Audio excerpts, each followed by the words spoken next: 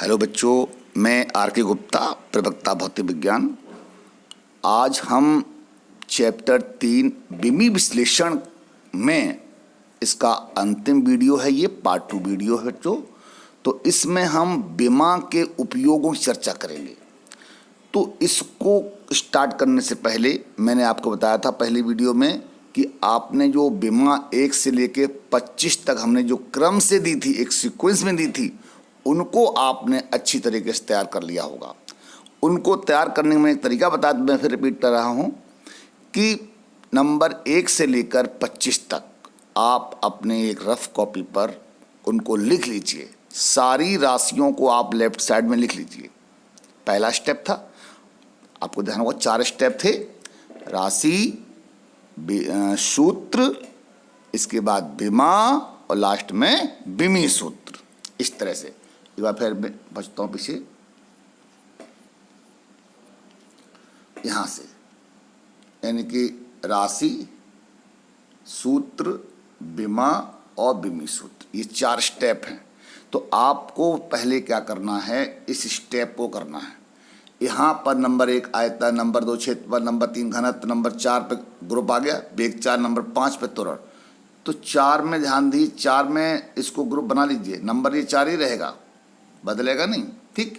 फिर 5, 6, इस तरह से आप 1 से लेकर के 25 तक की सभी क्वांटिटीज को लिख लीजिए। पहले देख देख के लिख लीजिए, ठीक। उसके बाद सूत्र, अब ये महत्वपूर्ण टॉपिक ये वाला है, सूत्र। इसको एक बार अपने नोट्स से याद करिए, सभी के फॉर्मूले याद करें आप, ठीक। फॉर्मूले याद करिए, फार्मूले को ढंग से याद करो और कोशिश कीजिए अपने घर में कोई बड़े हों, बड़े बुजुर्ग हों, बड़े लोग हों, उनसे एक बार फार्मूले पूछवा लीजिए, ठीक। जब आप फार्मूले पूछवा लेंगे तो कॉन्फिडेंस आपका बढ़ जाएगा कि हमें 1 से लेकर 25 तक कौन कौन सी राशियों के सूत्र नहीं आते हैं, उनको कह दो टिक लगा दो। आप उनको फिर याद कर लीजिए अच्छी तरीके से। तो 2-3 बार प्रैक्टिस करने के बाद ये 25 राशियों की, वैसे राशियाँ ज़्यादा हैं, 25 हमने क्रम से दी हैं, कम से कम ये 37-38 होंगी कम से कम, ठीक है। तो आपने क्या किया, उन सूत्रों को याद कर लिया, इस टॉपिक को बिल्कुल मजबूती कर लिया। फिर उसके बाद क्या करना, बिमा लिखनी।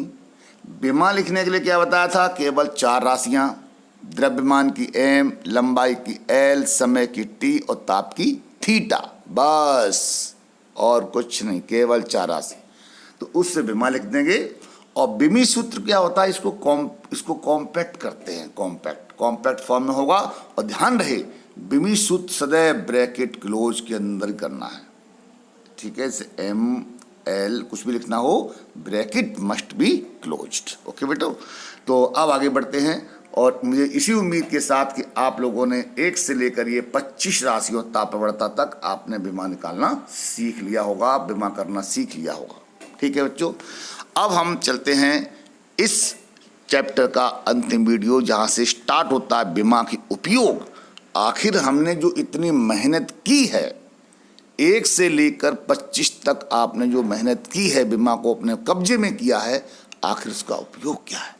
तो उसका उपयोग यहाँ से शुरू होते हैं। नंबर 1, सूत्र अथवा समीकरण की सत्यता की जांच करना। अगर हमें कोई प्रश्न में दे रखा है कि कोई समीकरण दे रखा है अथवा सूत्र दे रखा है, उसकी सत्यता की जांच करना है, किस विधि से, बिमी विधि से।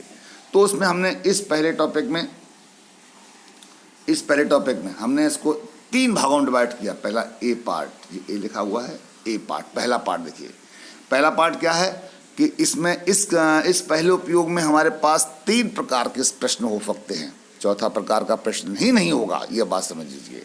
पहला प्रकार क्या है कि यदि समीकरण अथवा सूत्र 2 खंडों में हो, यानी 2 पार्ट में हो। इस 2 खंड का मतलब क्या है, 2 खंड का मतलब जैसे मान चलिए ये दे रखा है S बराबर 1/2 GT²। तो ये 2 पार्ट में है। 2 पार्ट कैसे, एक पार्ट ये, एक पार्ट ये, मतलब एक लेफ्ट साइड और एक राइट साइड, और इसमें कुछ जुड़ा नहीं होगा, पहला कंडीशन है।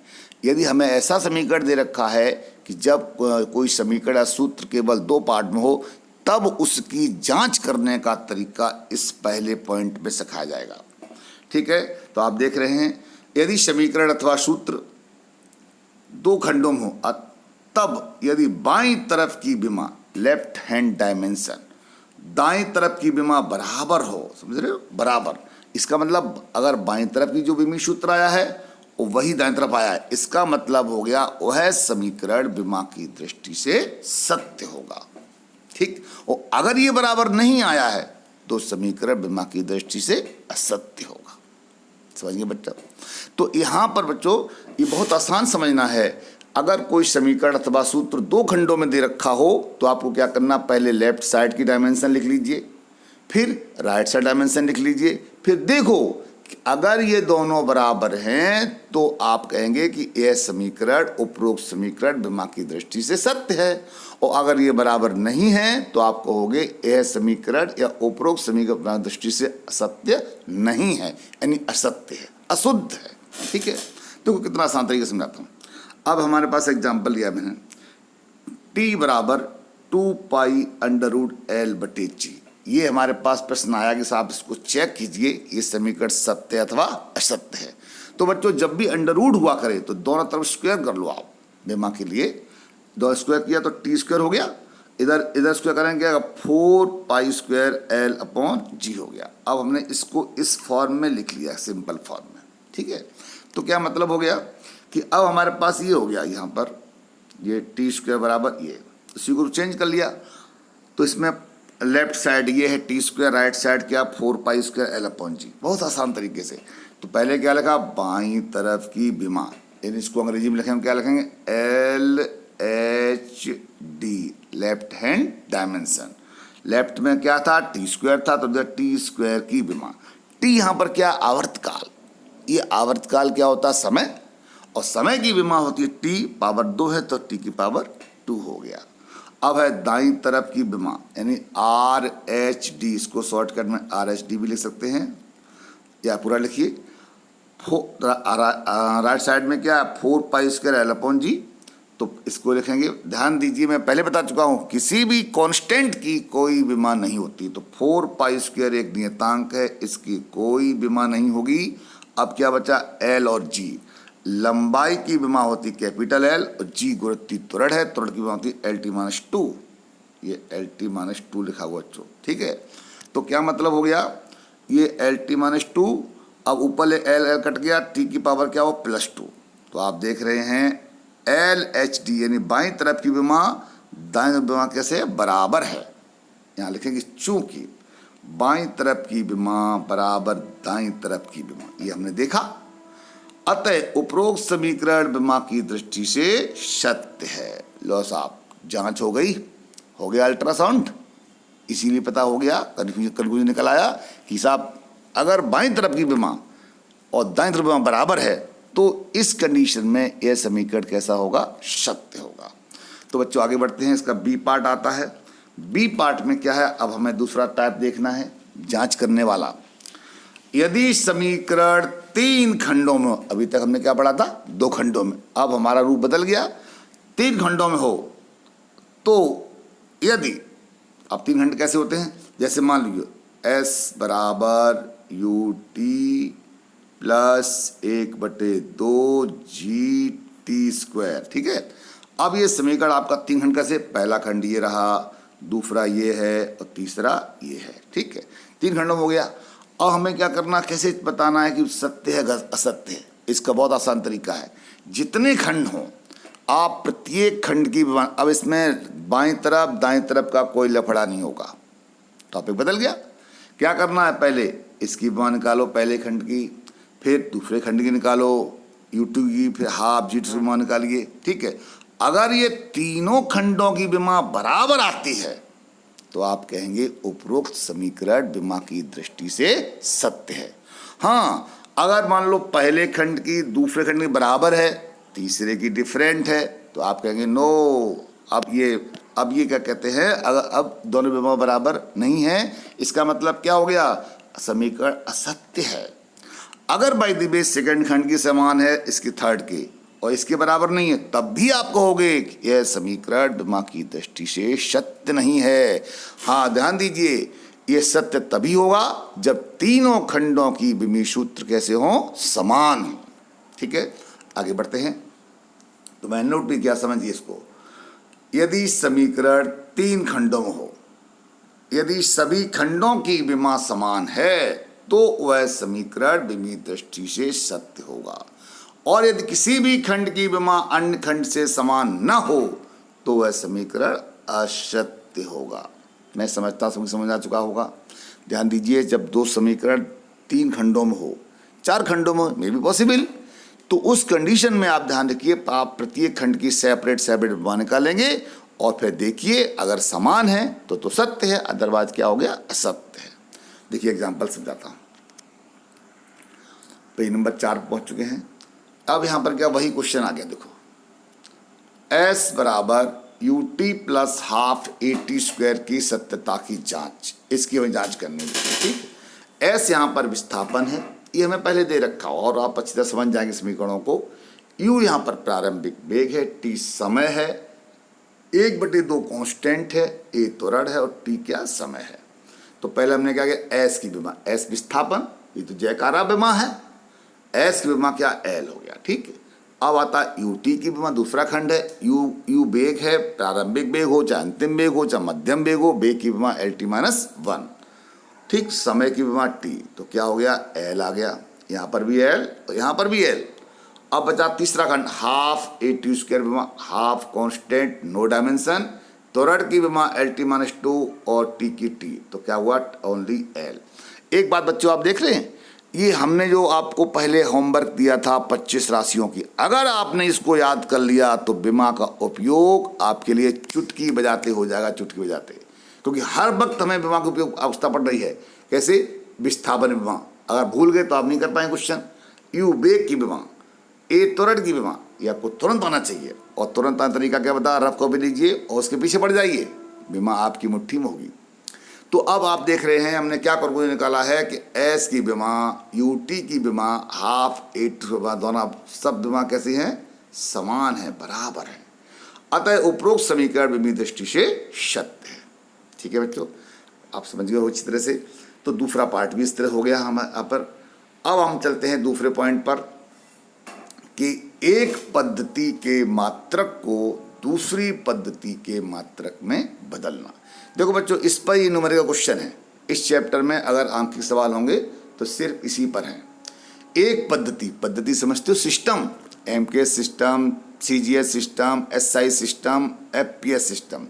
तो एक पद्धति के मात्रक को दूसरे पद्धति के मात्रक में बदलना। कैसे बदलना, तरीका समझाता हूं। अब बार बार आपको विमीय सूत्र पता होना चाहिए, अगर विमीय सूत्र नहीं पता है तो समझ लीजिए आप इस उपयोग को नहीं कर सकते। तो देखिए हम वहाँ पूरा कॉन्सेप्ट समझेंगे। यदि किसी राशि का विमीय सूत्र ये है, m power a l power b t की पावर c। ध्यान दीजिए, ABC घाते हैं, इन घातों को विमा कहते हैं। ठीक है, अब n1 क्या, इस राशि का पहली पद्धति में आंकिक मान, न्यूमेरिकल वैल्यू। n1 क्या है, न्यूमेरिकल वैल्यू है, संख्यात्मक मान है। ठीक, अब जहाँ पे देखिए, जहाँ 1 का मतलब फर्स्ट सिस्टम, 2 का मतलब second system, m1 l1 t1 ये क्या है, पहली पद्धति के मात्रक है, द्रव्यमान का मात्रक, लंबाई का, समय का मात्रक। n2 इसी राशि का दूसरी पद्धति में आंकिक मान जिसे हमें ज्ञात करना है, n2 हमेशा हम क्वेश्चन मार्क रहेगा। और दूसरी पद्धति में द्रव्यमान का मात्रक m2, लंबाई का मात्रक l2, समय का मात्रक t2, ये मात्रक हो जाएंगे। ठीक, तब हमारे पास एक लौता फॉर्मूला है ऐसे प्रश्नों को करने के लिए, n2 बराबर n1 m1 power a l1 power b t power c, ये लिख दिया, डिवाइड कर दिया। तो अब ये निकल के आया, ये फार्मूला बना, इसमें मान रखेंगे और सॉल्व करेंगे। ठीक बच्चों, जैसे द्रव्यमान m1 m2 l1 l2 ये हमें दे रखा है। ध्यान दीजिए, m1 l1 t1 पहली पद्धति में द्रव्यमान, लंबाई और समय के मात्रक हैं। m2 l2 t2 ये दूसरी पद्धति में द्रव्यमान, लंबाई और समय के मात्रक है। ठीक, ABC क्या है, ये तो आप जो राशि दे रहे उसकी विमा है, द्रव्यमान की A है और लंबाई की B है और समय की C है। अब इसको हम एक एग्जाम्पल के द्वारा समझाने का प्रयास करते हैं। देखो बच्चों, अब ये है बर्फ की गुप्त गुप्त ऊष्मा, ध्यान दीजिए इस पहली लाइन में आपको पहले पार्ट में आपको क्या पता लग जाएगा कि राशि क्या है, भौतिक राशि क्या है। बर्फ की गुप्त ऊष्मा 80 कैलोरी पर ग्राम है। बस इतने सुनिए केवल। बर्फ कोई राशि नहीं होती, कोई राशि नहीं होती। हाँ, गुप्त ऊष्मा, ये गुप्त ऊष्मा यहाँ पर क्या भौतिक राशि है। तो सबसे पहले बिना आगे पढ़े गुप्त ऊष्मा की आपको विमा पता होना चाहिए। इसके लिए फॉर्मूला था Q बराबर ml। Q है अमाउंट ऑफ हीट।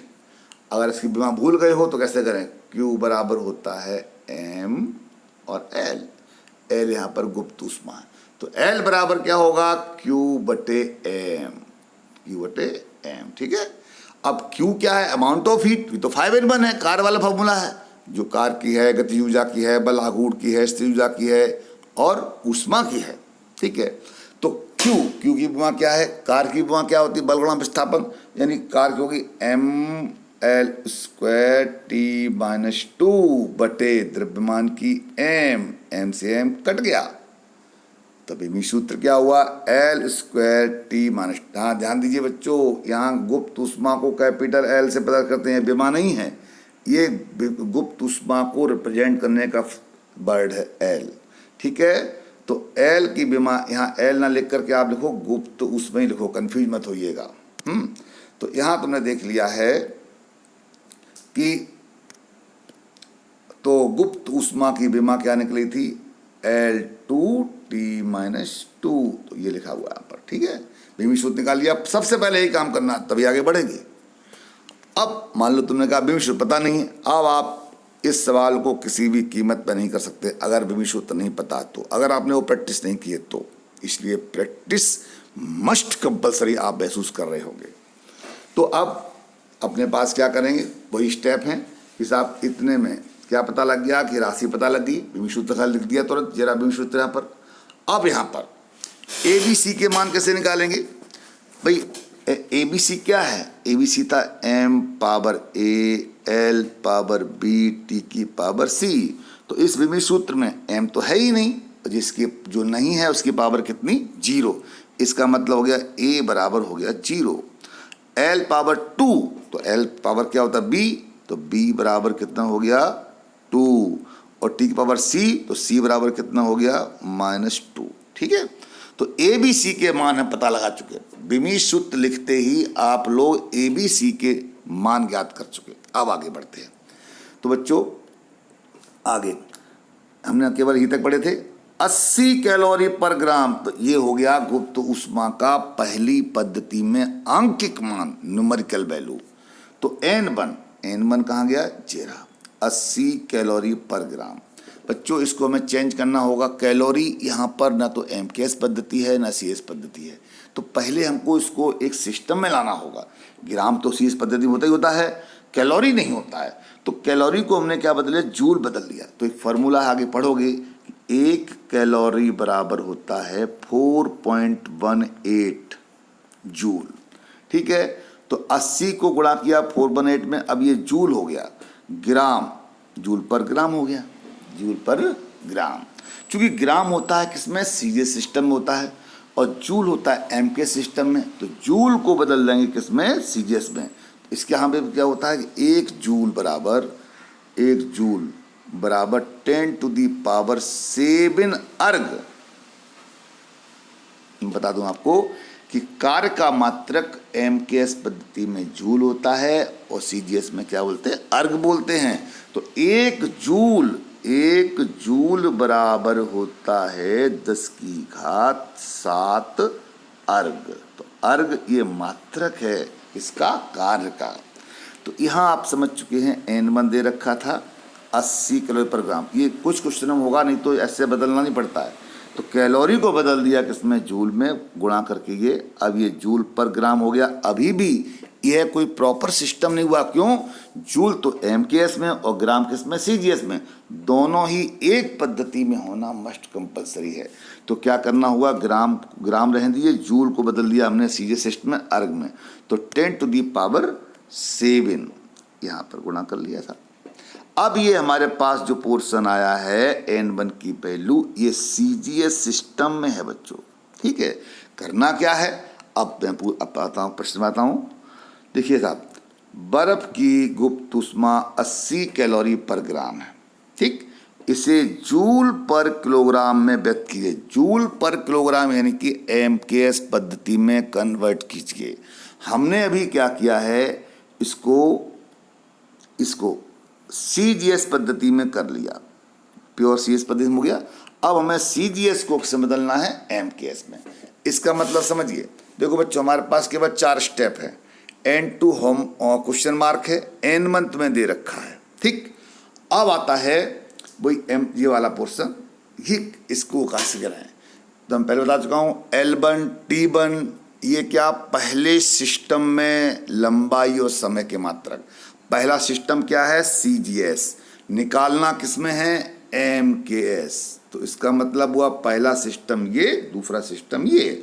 पहला सिस्टम का मतलब है जो L1 T1 M1 ये सब CGS में होंगे, यानी M1 ग्राम, चूँकि M पावर 0 है इसलिए उसको हटा दिया गया है। M1 ग्राम, L1 सेंटीमीटर, T1 सेकेंड, यहाँ पर M2 किलोग्राम, L2 मीटर और T2 सेकेंड, ये याद रखिए। ठीक है, तो आगे बढ़ते हैं।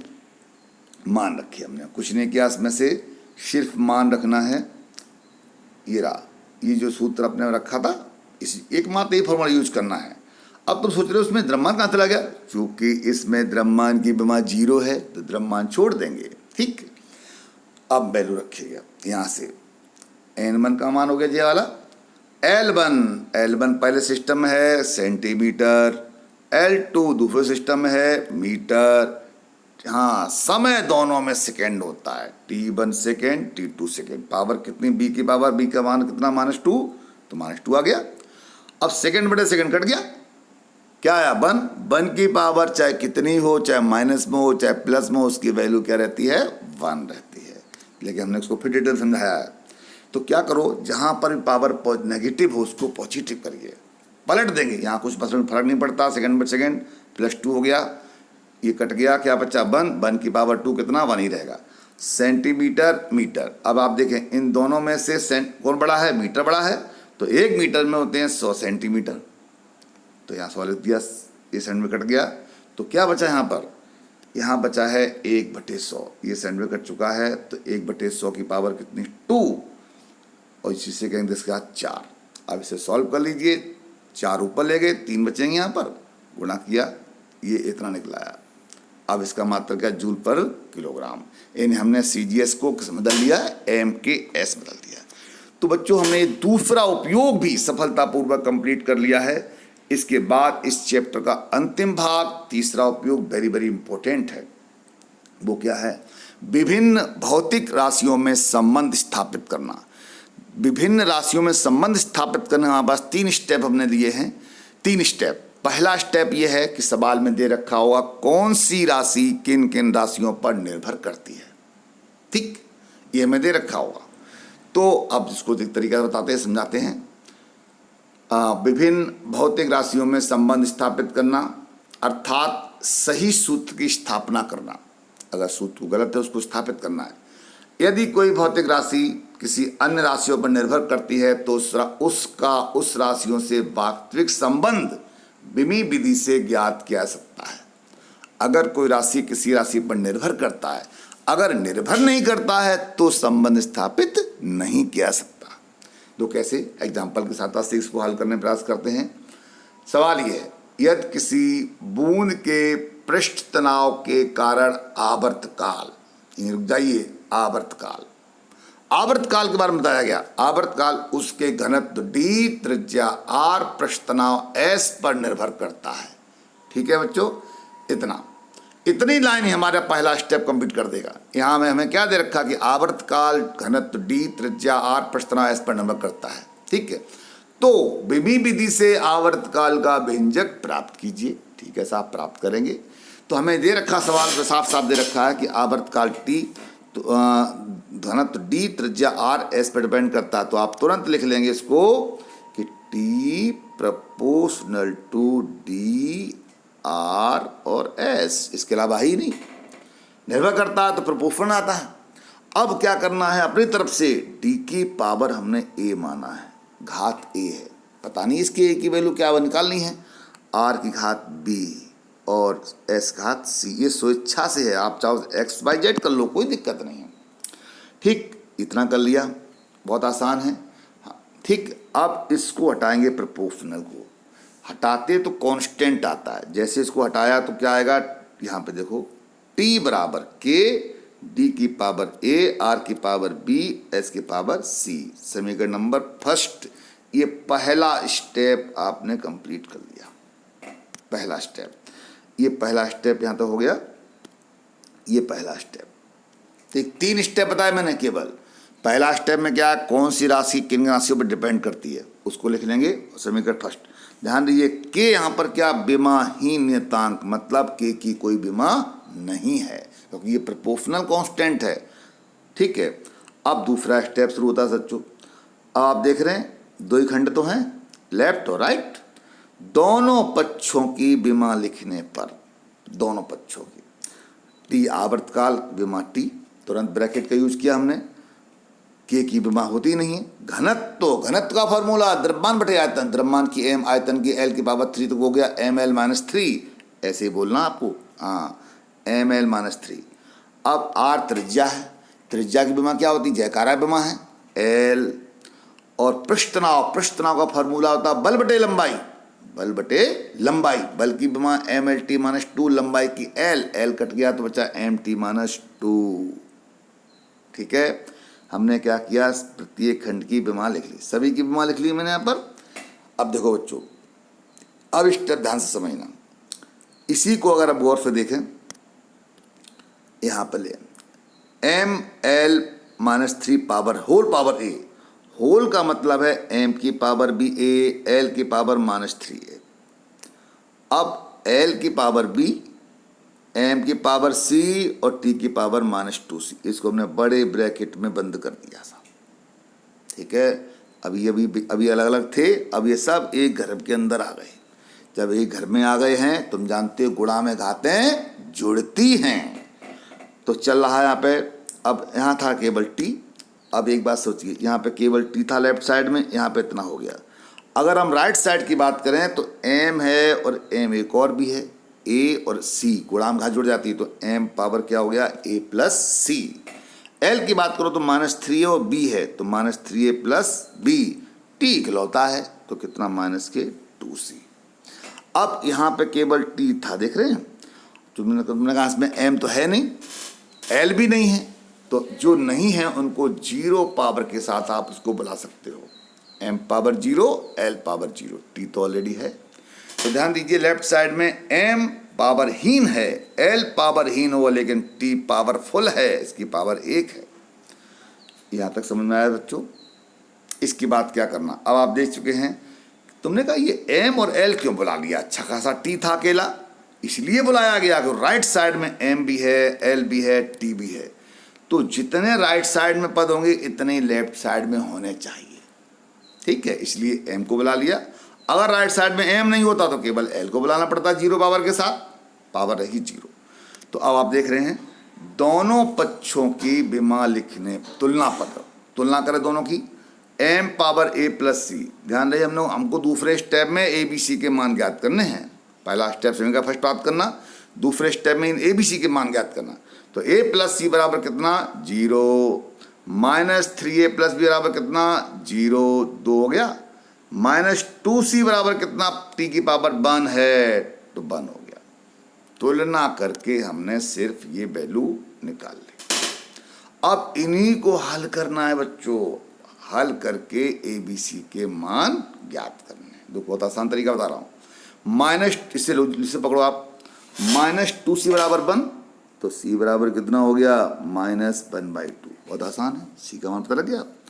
अब c का मान रख दो आप इस जगह पर, क्या कि c का मान -1/2, -1/2 बराबर 0, तो a बराबर कितना, 1/2। ये काम पता लग गया, वेरी सिंपल।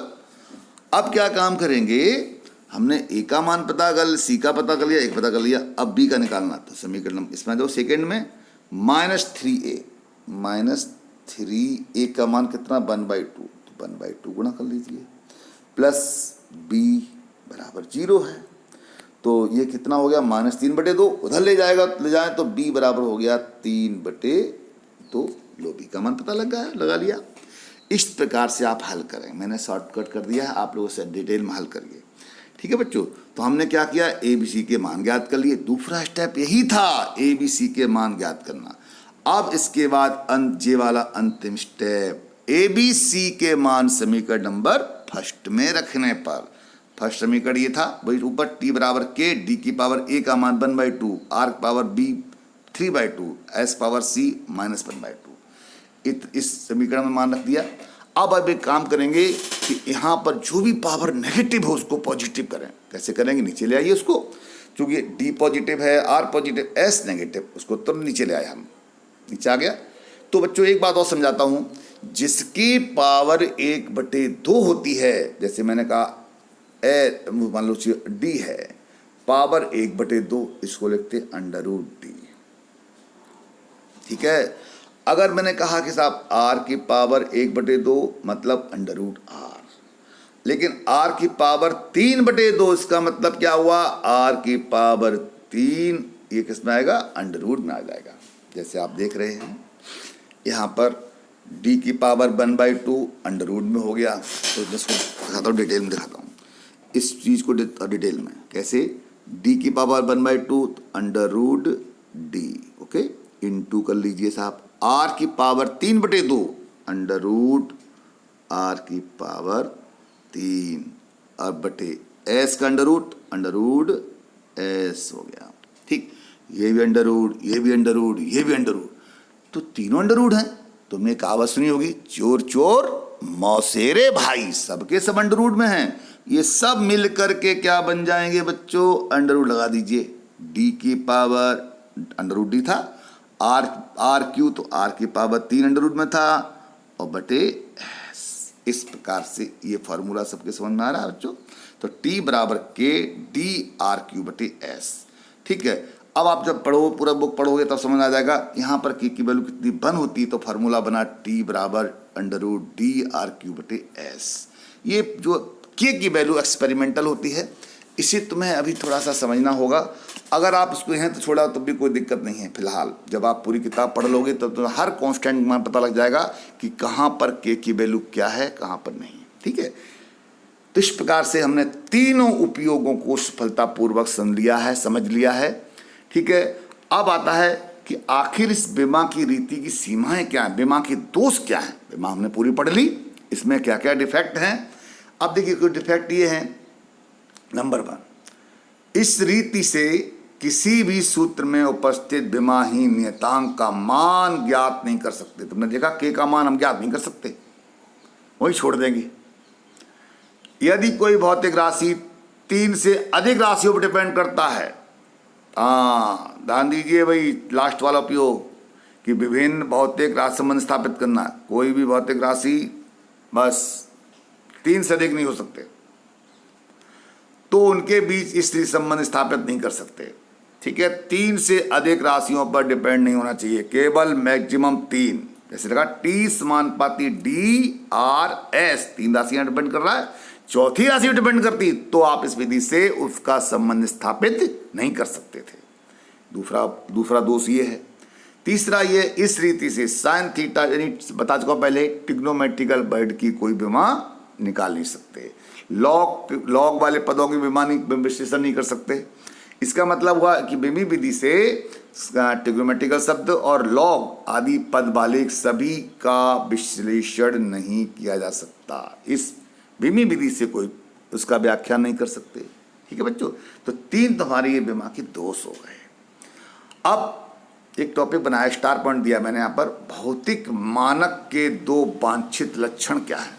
कोई भी फिजिकल स्टैंडर्ड हो, नंबर 1 वह पुनरुत्पादित हो सके, मतलब उसका रिप्रोडक्शन हो सके और समय के साथ न बदले, कांस्टेंट रहे। ये भौतिक मानक के 2 वांछित लक्षण होते हैं, यानी कांस्टेंट, समय के साथ बदले नहीं।